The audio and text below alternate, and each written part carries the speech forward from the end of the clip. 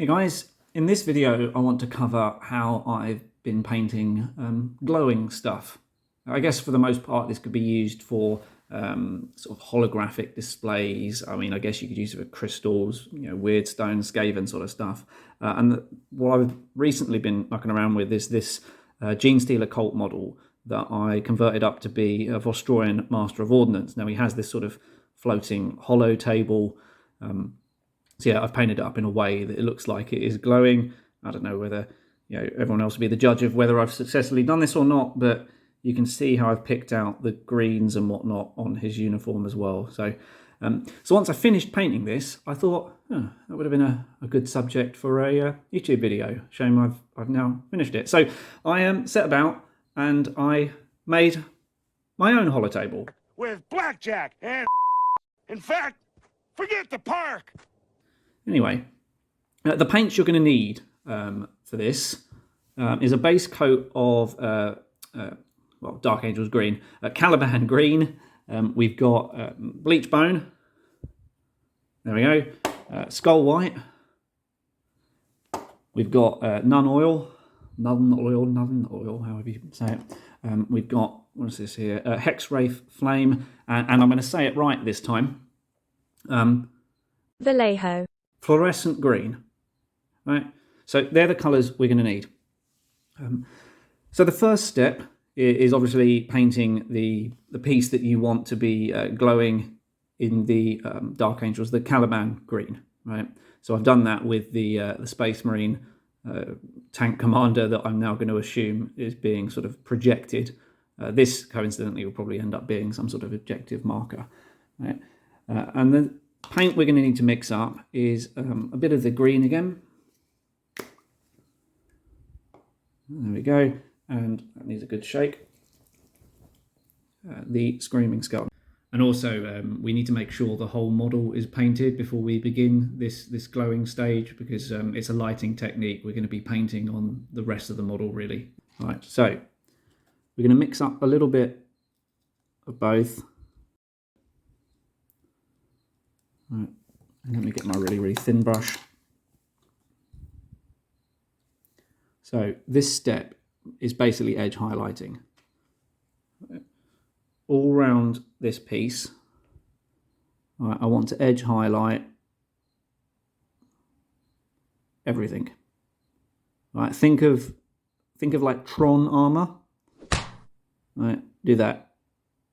So every little facet is going to be edge highlighted like this.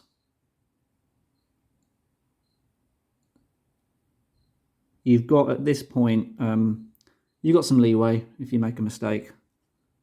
If it's a bad mistake, then you know you can go and get the Caliban Green again. But yeah, I want to go around, edge highlight everything here. So give me a second, and I'll get that finished. There we go. So I've gone round and edge highlighted all the bits that are going to be this hologram.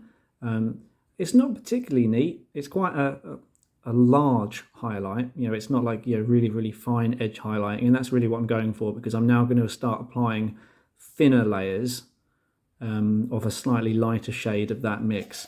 So again, to go with the Screaming Skull Caliban Green.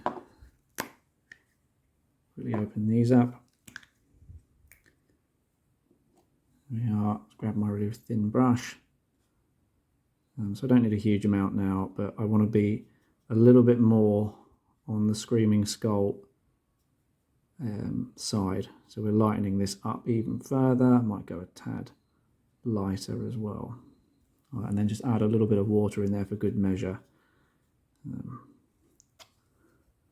So where are we? All right, so again, all the lines that we've done, I want to be a little bit more precise this time. And I might pull the lines a little bit shorter. So whereas the previous stage has gone the whole length of his brow, I might just pull this one, you know, two-thirds of the way. Right. So we're going to get a lot of this done. Still in focus, good. So I'm going to start in the middle here.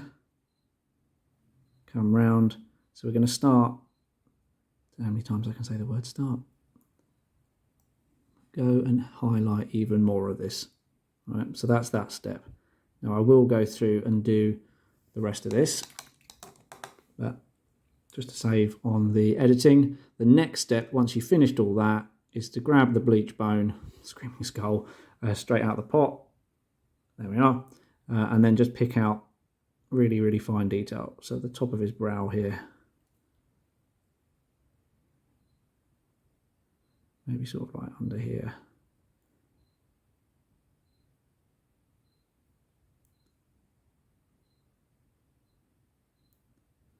Let's go a bit more.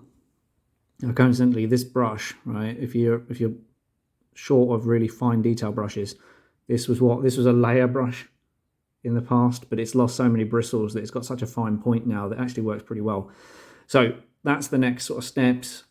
Go through, mix up an even lighter shade of what we had done previously, then finally pick out the really, really raised edges with the Screaming Skull. And give me a second and I will get the rest of this done.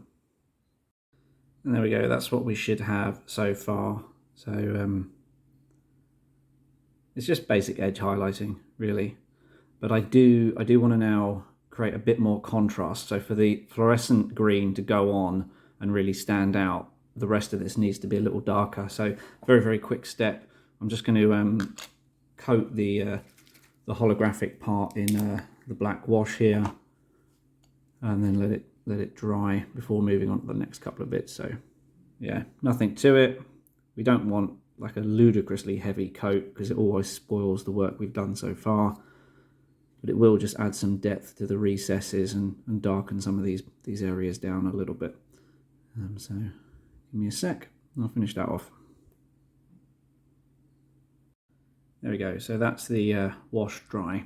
So the next step, I'm going to use the white to pick out not only the final highlights on the actual hologram itself, but also areas around that might be catching the light. So for example, if I bring this guy back into focus, I would have run a white line, sort of like underneath this area here, underneath his armor, just on the corner of the shoulder guard, on his chin, up round bits and pieces like that, across his clothing. So anywhere where you think the light is going to be going sort of upwards, where's it going to be catching? Like a little bit on his finger.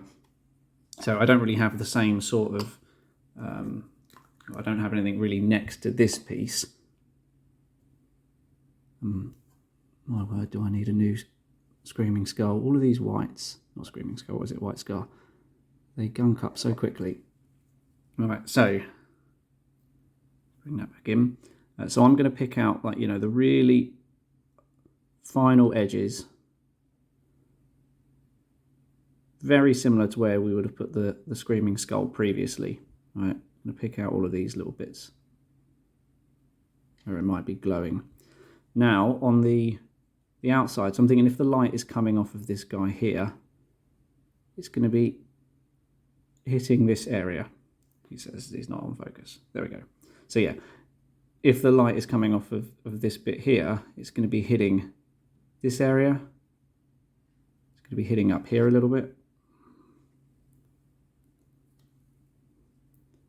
It's going to be catching sort of like the edges of this, as well as this bit here. And in actual fact, I kind of designed these bits to be like the projectors for the hologram. So I'm going to paint this bit white, assuming that's where the light is coming from. It keeps losing focus, isn't it? It's such a small piece. Apologies. Right, so I'm going to sort of paint the whole front end of that white, because all of that would be in, would be right next to the light source. So even the front part of this sort of binnacle here, or screen, catch that.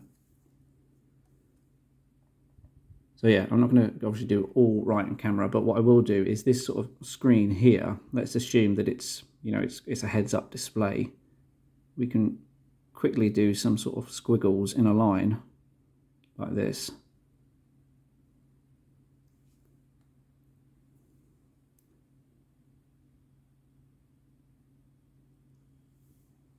paint drying out quickly. I haven't got a huge amount on the brush.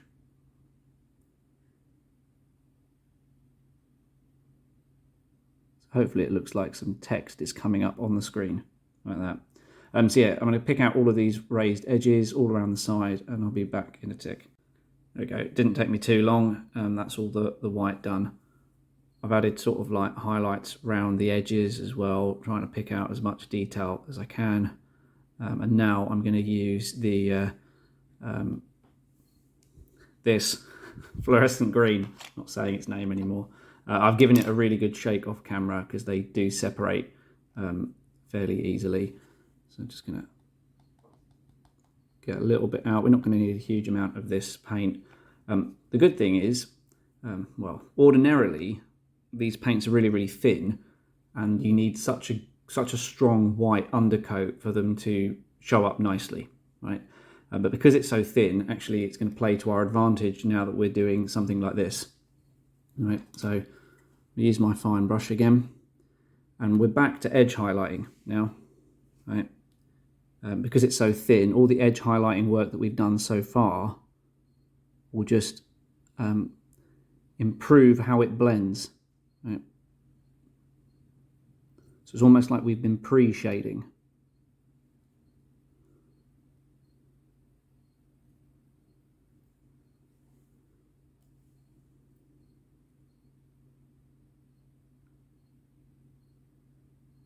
Trying to really concentrate now.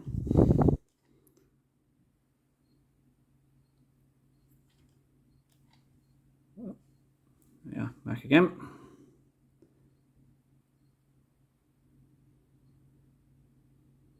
So if you make a bit of a mistake with this, it doesn't matter so much, right? Because it's only really the areas that we've been highlighting that's going to show up as fluorescent as like these bits are. So like with this, if I paint that, right, you can see how it's blended itself because of the work we've been doing previously. So I'm going to finish all of this off with the lighting effects. Right, so I'm going to throw in a touch of colour on all of these areas that we've painted white in the last stage, right? Because these are the bits that are getting caught by the light and are glowing. Same with the centerpiece here. This is supposed to be the light source anyway. So yeah, leave that with me. There we go. And that's all that done. As I was doing this, I was thinking an entire army painted like this would be awesome, although very time consuming. The shame of it is the camera is not picking it up as fluorescent as I'm seeing it. Right? So you're going to have to just take my word on it, that it really does pop in real life. Now the last little thing I want to do is use the the Hex Wraith Flame. Right? I'm not going to use such a fine brush this time. I'm just going to use one of my standard ones. And this can just blur all the edges together, right? So I'm just going to sort of go over, not all of it. I'm not going to apply it like I did with the black wash, but I certainly want to pick out all of the main greeny bits. Right? So it kind of it will blur it together. It's a nice wash for these fluorescent paints. It doesn't take away from it. I think it only adds to it. So, right, you know what, I'm not going to do this. I'm going to quickly skip to the point where it's done. One sec. And there we have it. That's how I paint glowing stuff. Right. I've added a little bit of the Hex Wraith Flame to the metal work as well. It's so hard to tell, but it has shaded the metal that's next to the light source slightly green, right? But mainly it's been applied to the sort of hologram. So let me just take that back a little bit, right? So there you go, that's him talking to Lord knows who, but conveying orders or what have you. I think it will work for a nice battlefield objective. And then as for the Master of Ordnance, I'm pretty happy with how it turned out. And again, you can see how I've actually applied the Hex Wraith to parts of his uniform. So especially just underneath his armour here. So this bit has just been carefully shaded the green. It all sort of like builds up to the effect. So hopefully you've enjoyed the video. If you have, leave a like, subscribe to the channel. It really does help me out. And if you've got any other sort of thoughts or suggestions, you're struggling with painting something, do let me know. I might be able to do a video on it and see how I would tackle it if that's of any help to you. But thanks for watching. Take care.